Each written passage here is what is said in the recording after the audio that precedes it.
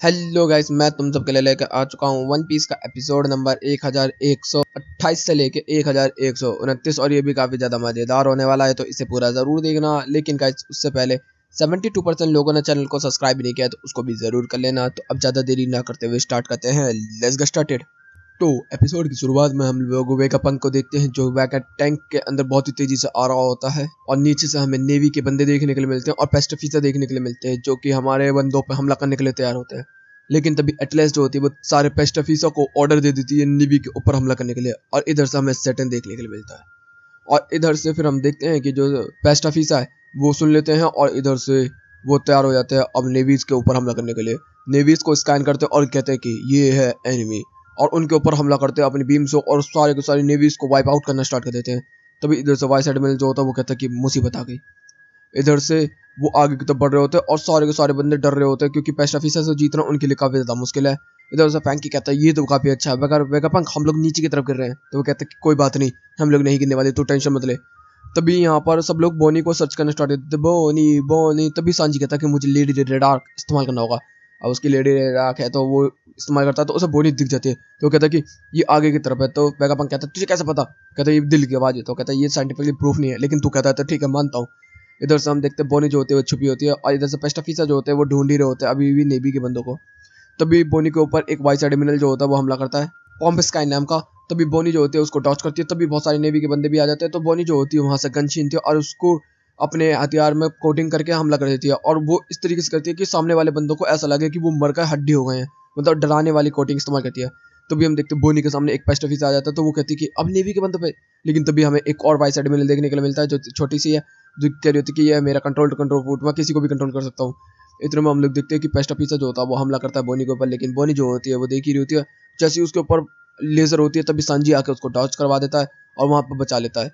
तभी एक और यहाँ पर वाइस एडमिरल आ जाता है जो कि हमला करने वाला ही होता है, लेकिन तभी वेगापंक भी यहाँ पर आ जाता है और उस बंदे को टक्कर मार के उड़ा देता है। और यहाँ पर हम लोग देखते हैं कि दो तीन पेस्ट ऑफिसर जो होते हैं वो फाइट करना स्टार्ट कर देते हैं, जो कि कंट्रोल में आ गया पेस्ट ऑफिसर। इधर से सीन आ जाता है तभी काकू रोबिन की तरफ। इधर देखते हैं काकू अभी भी बंद है और रोबिन जो होती है उसको काफी ज्यादा डैमेज पड़ चुका होता है। तभी नामी कहती है कि तू तो ठीक है ना, तो चल हम लोग चले यहाँ से। तभी तक सुसुई जो होती है वो कह रही होती है कि मुझे थोड़ा सा काम करना है यहाँ पर, तुम लोग चलो मैं आती हूँ। तभी एडिसन जो होता है वो कह रहा था कि सुसुई, लेकिन वो कहती है कि तुम भरोसा रखो, और वो काकू की तरफ बढ़ना स्टार्ट कर देती है। इधर से हम लोगों को देखने के लिए मिलता है सैटर्न का कमरा, जिसके अंदर सैटर्न एकदम ही खड़ा हो जाता है। इधर से सीन आता है रोबलूची की तरफ, जिसके अंदर जोरो जो होता है उससे फाइट कर रहा होता है और रोबलूची को ताने पर ताने दे रहा होता है। इधर से लूफी वर्सेस किजारू की फाइट चल रही होती है, और जिसके अंदर जो लूफी होता है वो अच्छे तरीके से फाइट कर पा रहा होता है किजारू को, और उसको बेवकूफ बना रहा होता है बार बार। इधर से सैटर्न का जो कमरा होता है, सैटर्न दिखाई देता है हमें पीछे से।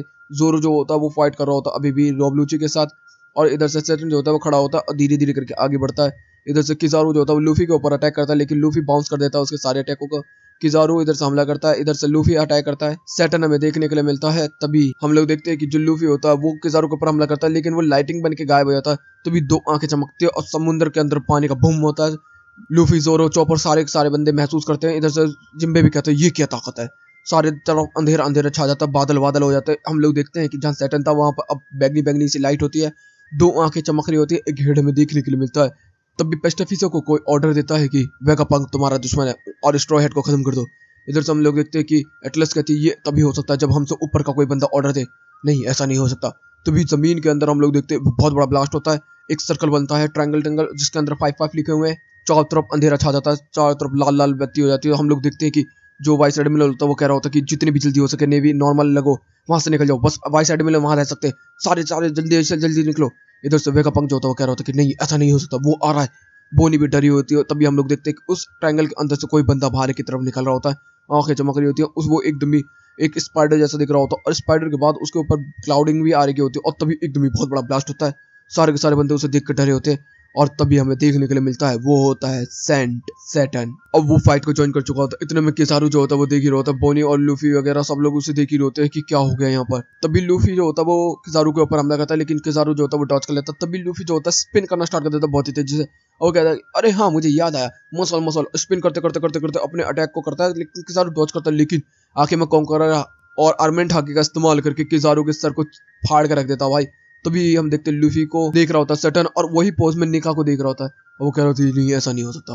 तब तक जो वेगापंक होता है वो बाहर की तरफ आता है, हम लोगों को देखने के लिए मिलता है कि वो सब के सब जो है वो आ चुके होते हैं सैटर्न के सामने। बोनी जो होती है ऊपर की तरफ देखती है, सैटर्न को देखते ही उसको एकदम ही अचंभा होता है और उसके मतलब दिल दिमाग सब कुछ हिल जाता है, उसको समझ ही नहीं आ रहा होता कुछ, वो पागल सी होनी स्टार्ट हो जाती है और भाई उसे कुछ नहीं दिखाई देता, वो सीधा तलवार उठाती है और सीधा तलवार लेकर घुस पड़ती है और कहती है कि मेरे बाप को ठीक कर दे तू, और उसको चीड़ कर रख देती है और बोनी यहाँ पर रो रही होती है। और यहीं पे ये एपिसोड भी खत्म होता है। अब शुरू होता है नेक्स्ट एपिसोड की शुरुआत में हमें देखने के लिए मिलता है कि बोनी ने जो होती है बहुत ही तेजी से सांजी के हाथ से छूट के जाती है, तलवार को उठाती है और सीधा घुसेड़ देती है और कहती है मेरे बाप को ठीक कर। जितने भी नेवी के बंदे होते हैं सारे के सारे ये देख रहे होते हैं। उधर से वाइस एडमिरल कह रहा होता है कि तुम बेवकूफ हो, वहां से जल्दी जल्दी निकलो वरना तुम्हारा मौत का सामान बन जाएगा। किसी को भी समझ नहीं आता, सारे नेवी से भी भागना स्टार्ट कर देते। इधर से वाइस एडमिरल जो होता है वो कह रहा होता है कि मुझे ही जाना पड़ेगा, वो भी वहां से निकल जाता। इधर से हम लोग देखते जो बोनी होती है उसने सैटर्न को चीड़ दिया होता, उसको खून खून कर दिया होता। तब तक वाइस एडमिरल आ जाते हैं काफी सारे और कह रहे होते कि इस लड़की को खत्म कर डालो, इसने गोरोसो के ऊपर हमला किया है। इतने में सांजी कह रहा होता कि वो पागल हो गए तुम लोग। इतने में हम लोग देखते हैं कि बोनी देख रही होती है, तभी सैटर्न की आंखें चमकती है और बोनी को कोई झटका पड़ता है और दूर आके गिरती है। तभी सांजी जो होता है वो कहता है कि एक लेडी को चोट पहुंचा तू नहीं बचेगा, और जैसे सांजी उसकी तरफ जाता है तो उसको भी ऐसे ही एक झटका पड़ता है और दूर जाके गिरता है। फैंकी जो होता है वो दूर से देख रहा होता है और कह रहा होता है कि ये क्या है। सांजी कह रहा होता है कि इतनी ज्यादा ताकत पता नहीं, समझ में नहीं आ रहा मुझे। तब तक हम लोग देखते हैं कि वो सैटर्न जो होता है वो कह रहा होता है कि ज़ारू तू ठीक तो है ना, तो कह रहा है कि मैं थोड़ा सा आराम कर रहा था गोरू से। तब तक हम लोग लूफी को देखते जो कि वो कह रहा होता है कि इस मुसीबत को अभी के अभी ठिकाने लगाना होगा, और अपने पंजे को लेकर जा रहा होता है लूफी के अंदर छेद करने के लिए। हम लोग देखते हैं तब तक जो यहाँ पर फैंकी होता है वो स्ट्रॉन्ग आर्म का इस्तेमाल करके लूफी को दूर फेंक देता है घूसा मार के। वो कह रहा होता है कि अच्छा तो तू बचाएगा। तभी वो लूफी को अपने हाथ में पकड़ के लेता आता है और यहाँ से कहता है कि अब हम लोगों को निकलना होगा। तब तक इधर से जो सैटर्न होता है वो वेगापंक से कहना स्टार्ट करता है, वेगापंक तूने बहुत ज़्यादा हमारे लिए अच्छा किया है, लेकिन अब तूने हम लोगों को धोखा देने की कोशिश की है, तो अब तेरा ये एगहेड हम हर एक चीज़ को कुचल के रख देंगे। तब तक जो बोनी होती है वो हमला करने के लिए तैयार होती है, लेकिन बोनी को वो पकड़ लेता अपने हाथ में और कुछ चलना स्टार्ट कर देता हाथ में। जो सांजी होता है वो कह रहा होता है कि छोड़ उसे, और वो जैसे ही उसे बचाने के लिए जा रहा होता तभी अचानक से एक ओरा आता है कि वो लोग हिल ही नहीं पाते उनकी बॉडी को, और इधर से बोनी को वो तड़पा तड़पा के कुछ चल रहा होता है। और इधर से जो वेगापंक होता है वो कह रहा होता है कि प्लीज उसे छोड़ दो, वो बच्ची है और कुछ नहीं, छोड़ दो प्लीज उसे। तब तक हम लोगों को देखने के लिए मिलता है कि बोनी की याददाश्त आती है, जिसके अंदर हम लोग देखते हैं कि वो कुमा के साथ डांस कर रही होती है। और भाई क्या डांस कर रही होती है, इस डांस ने इंटरनेट को ब्रेक कर दिया है कि रियल लाइफ में भी लोग अपनी बेटी के साथ ये कर रहे हैं, और डांस करते करते कहते हैं कि मैं तेरे को हमेशा प्रोटेक्ट करूंगा। तभी सीन बदलता हम लोगों को देखने को मिलता है कि 37 साल पहले जब दो लोगों के घर में कुमा पैदा हुआ था, तो यहाँ पर कुमा का जो फादर होता है वो कह रहा होता है कि डॉक्टर किसी को मत बताना प्लीज इसकी ब्लड लाइन के बारे में। तो वो डॉक्टर जो होता है वो कहते हैं कि ठीक है मैं किसी को नहीं बताऊंगा। ऐसे करते करते कुछ दिन बीते जाते हैं और अच्छा खासा वो लोग अपना खेल कूद रहे होते हैं 4 साल तक। 4 साल बाद जो डॉक्टर होता है बहुत ही तेजी से भाग के आता है और कह रहा होता है कि मुझे माफ कर देना, लेकिन वहाँ पर ये लोग आ गए हैं। और हमें देखने मिलता है CP0 के बंदे जो होते हैं वो यहाँ पर आ चुके होते हैं, और वो कह रहे होते हैं कि तुम लोगों को मैं कैदी बना लूंगा। और वहाँ पर कैदी बना लिया जाता है। जो कुमा का फादर होता है वो कह रहा होता है कि इसके अंदर वो ब्लड नहीं है, केवल मेरे अंदर है, मेरी फैमिली के अंदर नहीं है, प्लीज मेरी फैमिली को छोड़ दो। लेकिन उसको मार पीट के देखना पड़ता है, हमें स्लेब बना दिया जाता है। इधर से सीन बदलता हम लोग देखते हैं कि माँ को, बाप को और कुमा को तीनों को अलग कर दिया जाता है। अलग अलग मालिक जो होते हैं उनको लेके चले जाते हैं। हम लोग देखते हैं कुमा से जो होता काम करवाया जाता होता बहुत ही ज्यादा, और वो कोई छोटी सी गलती कर रहा है या थोड़ा सा भी स्लो होता तो भाई बहुत ज्यादा मारा जाता है, पीटा जाता है। और यहाँ पर बड़ाई की जाती है, देखो मेरे पर भूखे नहीं है, रेस्ट का बंदा है। तो यहाँ पर सब लोग और फिर हम लोगों को देखने को मिलता है कि उन्हें जमीन पर बैठाया जाता है, बांध के रखा जाता है। और हमें देखते हैं फिर वो एक बार अपने फादर से भी मिलता है काफी समय बाद। तो वो कहता है कि बेटा तुम तो काफी ज्यादा बड़े हो गए।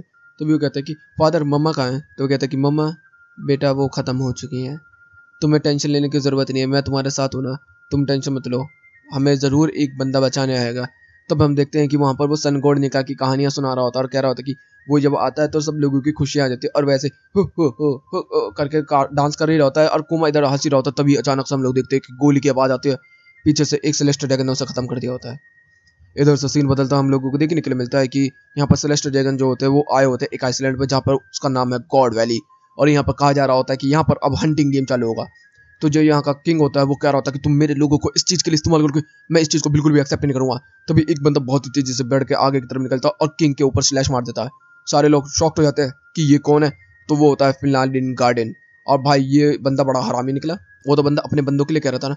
तब तक हम लोग देखते कुमा जो होता है वो यहाँ पर बार्स को बैंड करके यहाँ से भाग जाता है। तब तक CP5 के बंदे आते हैं तो देखते हैं, तो यहाँ पर तुम वहाँ के जितने भी गुलाम होते हैं उनसे कहा जाता है कि अगर तुम उसे पकड़ के ले लिया तुम पिटोगे, तुम मरोगे। यहाँ से कुमा जो होता है वो भागने की कोशिश कर रहा होता है और भाग भाग के जाकर एक गार्डन में जाकर छुप जाता है। वहाँ पर बहुत सारे लोग आते हैं और वो वही होते हैं जो कि उसके साथ जेल के अंदर बनते हैं, और वो लोग कह रहे होते हैं कि तू हमारे साथ चल वरना हम लोग मारे जाएंगे। तो वो कहते कि मैं वहाँ जाऊँ या ना जाऊँ, मैं तो वैसे भी मारा जाऊंगा, मुझे वो खत्म कर देंगे, प्लीज मुझे छोड़ दो। और भाई उसको बहुत मारते, जो कि हमने बोनी के टाइम पे देखा था। इधर से हम देखते हैं सैटर्न जो होता है वो कह रहा होता है कि क्या हुआ, तो बताता है कि जो बर्कनियर था वो भाग चुका है। तो कहते कोई बात नहीं, वो वापस आएगा। और यहाँ पर जो लोग होते हैं उसे पीट पाट के लेके आ रहे थे, तभी हमें आवाज आती ही हो, और ये होता ईवोंग। ईवोंग जो होता है वो कह रहा होता है कि तो तुम लोग इसको पकड़ के लेके जा रहे हो वापस, तो क्या तुम यही जलील होने वाली जिंदगी जीना चाहोगे? मैं तो बोलता हूँ तुम लोगों को आजाद होना चाहिए। और उसके साथ एक पिंक बाल वाली लड़की होती है जो कह रही होती है कि ईवोंग तुम सच कह रही हो, तुम सही कह रही हो। तो वो कहता कि तुम लोगों को अगर आजाद होना है तो मेरे साथ आओ। तब तक इधर से कुमा कहता कि हाँ मैं तुम्हारे साथ आऊंगा। और यहीं पे ये एपिसोड भी खत्म होता है। तो गाइस वीडियो चली तो वीडियो लाइक कर देना, चैनल को सब्सक्राइब कर देना, कमेंट बॉक्स में अपनी प्यारी प्यारी बातें कर देना। Okay guys bye bye, thank you for watching.